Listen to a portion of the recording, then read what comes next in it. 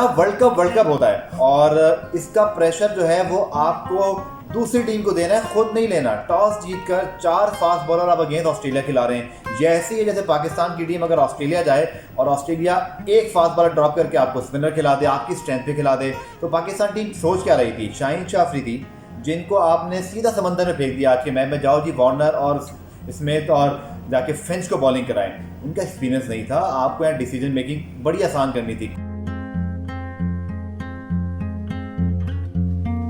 कुछ चीजें किस्मत आपको देती है, जिसका जिंदगी में एक दफा मौका आता है ना, मैच में भी एक ही दफा आता है, कभी 2 मरतबा आ जाता है। यहाँ आपको एक मौका मिला टॉस जीतकर पहले बैटिंग करने का, आपने बॉलिंग करा दी। कल जब ये विकेट आई थी उस वक्त भी बात हुई थी। आज सुबह माइकल क्लार्क ने टॉस से पहले बताया जनाब ये ग्रीन विकेट है लेकिन ये ड्राई है, नीचे से रन्स हैं। तो क्या सोचकर आपने पहले बैटिंग ऑस्ट्रेलिया को करा दी, 4 फास्ट बॉलर खिला दिए, एक ऑलराउंडर कम कर दिया, वही मैच में जो है वो आपका डिफरेंस क्रिएट कर गया। तो पाकिस्तान टीम ने एक के बाद एक मौका जो है वो खोया इस मैच के अंदर।